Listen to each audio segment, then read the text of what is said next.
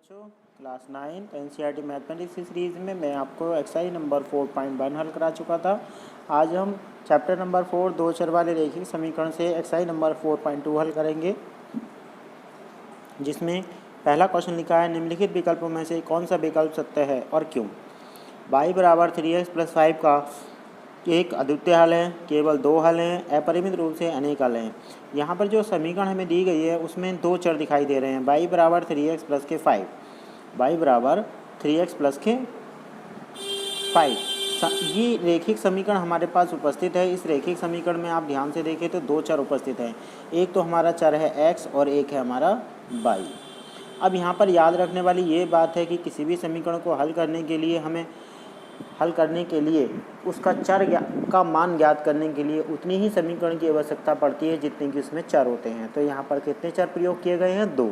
अर्थात इस समीकरण में x और y का मान ज्ञात करने के लिए हमें एक समीकरण की आवश्यकता और होगी, क्योंकि यहाँ पर दो चर का प्रयोग किया गया है, इसलिए इसका हल नहीं ज्ञात किया जा सकता। इसलिए इसमें प्रश्न नंबर 3 की अगर हम बात करें तो अपरिमित रूप से अनेक हल हो सकते हैं, क्योंकि हम x का मान अपनी तरफ से कुछ भी रख सकते हैं, जैसे कि x बराबर 1 रख सकते हैं, x बराबर 2 रख सकते हैं, x बराबर 3 रख सकते हैं, x बराबर 4 रख सकते हैं, x बराबर 5 रख सकते हैं। ठीक है, तो इस तरीके से हम इसके अनेक बिंदु ज्ञात कर सकते हैं और प्रत्येक बिंदु पर जो समीकरण निकल के आएगी वो एक रैखिक समीकरण ही होगी। तो क्वेश्चन नंबर 2 की अगर हम बात करें, इनमें के समीकरणों से प्रत्येक समीकरण के चार हल लिखिए।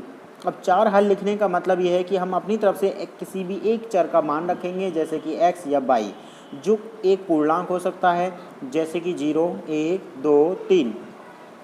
तो इस समीकरण में चार हल ज्ञात करने के लिए आप इनके अलावा कोई और मान भी रख सकते हैं, ठीक है, लेकिन यहाँ पर आप सिंपली 1, 2, 3 या फिर 0, 1, 2, 3, 4 रख सकते हैं। तो क्वेश्चन नंबर 2 के पहले पार्ट को अगर आप ध्यान से देखें तो इसमें लिखा है 2x + के y बराबर 7। तो यहाँ से हम y का मान निकालें तो y बराबर हो जाएगा 7 - के 2x।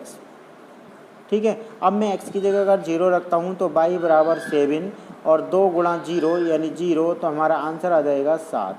इसी तरीके से अगर मैं y की जगह आपका 1 रखता हूँ तो 7 - के 2 = 2, तो ये आ जाएगा आपका 5। अगर मैं y की जगह 3 रखता हूँ तो 7 - के 2 रखता हूँ तो 2 दूनी 4, तो ये आ जाएगा आपका 3। इसी तरीके से अगर मैं 4 रखता हूँ तो 3 रखता हूँ तो 2 3 6 और 7 - 6 बराबर 1 हो जाएगा।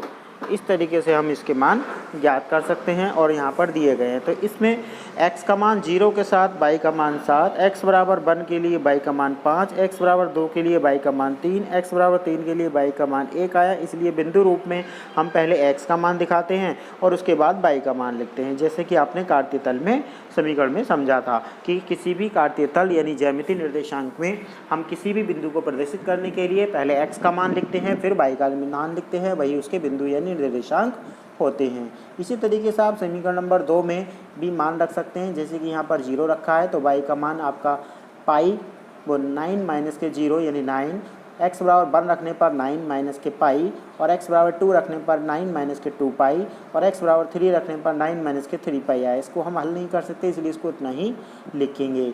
ठीक है, तो x का मान 0 रखने पर y का मान 9 मिला, इसलिए 0.9, और x का मान 1 रखने पर 9 - के पाई बना है, इसलिए यहाँ पर बिंदु हमने x का मान रखा है 1, तो y का हो गया है 9 - पाई। x का मान 2 रखने पर 9 - 2 पाई, x का मान 3 रखने पर 9 - के 3 पाई। समीकरण में 3 में भी आप इसी तरीके से मान रख सकते हैं, जिसमें आप x की जगह y का मान भी पुट कर सकते हैं, जैसे कि यहाँ पर लिखा है x बराबर 4y।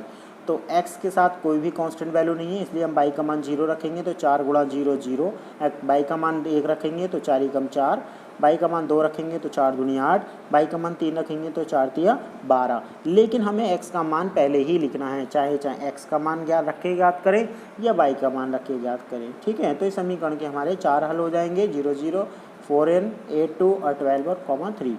क्वेश्चन नंबर 3, बताइए निम्नलिखित में हलों में कौन कौन से समीकरण के हल हैं और कौन कौन से हल नहीं है। प्रश्न नंबर 3, इसमें कहा गया है कि बताइए कौन कौन से हल हैं, कौन कौन से हल नहीं है। तो यहाँ पर आपको एक चीज़ याद रखनी है, जो भी समीकरण के हल होते हैं वो समीकरण को संतुष्ट करते हैं। संतुष्ट करने का मतलब जैसे कि यहाँ पर 0,2 लिखा है तो पहला वाला x का मान है और दूसरा y का मान है, जिसको हम भुज और कोटि पढ़ते हैं। x को हम भुज पढ़ते हैं और y को हम कोटि पढ़ते हैं, ठीक है। तो x का मान अगर मैं 0 रख देता हूँ इस समीकरण में तो 0 माइनस, और y का मान मैं 2 रख देता हूँ तो माइनस के 2 गुणा 2, तो यहाँ से हमें मिलेगा 0 माइनस के 4 बराबर माइनस के 4।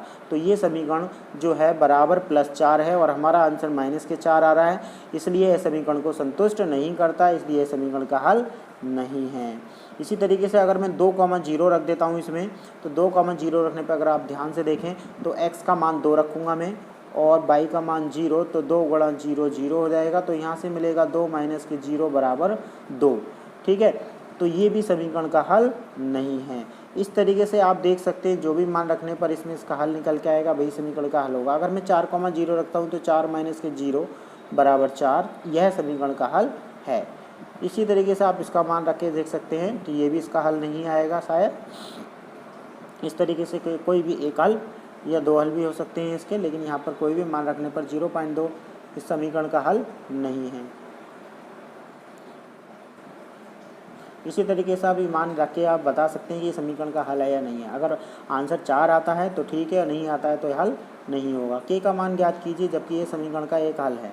अब यहाँ पर k का मान समीकरण का हल ज्ञात करने के लिए ज्ञात किया गया है, तो हमें x और y के मान पहले से दे रखे हैं और कहा गया है कि ये समीकरण के हल हैं। अगर ये समीकरण के हल हैं तो समीकरण को संतुष्ट करेंगे। x का मान 2 रखने पर तो 2 गुणा 2 और प्लस के, y का मान 1 रखने पर 3 गुणा 1 और बराबर k। तो k का मान डायरेक्ट निकल के आ रहा है 2 दूनी 4 प्लस के 3 बराबर 7। तो ये हो जाता है हमारा k का मान 7।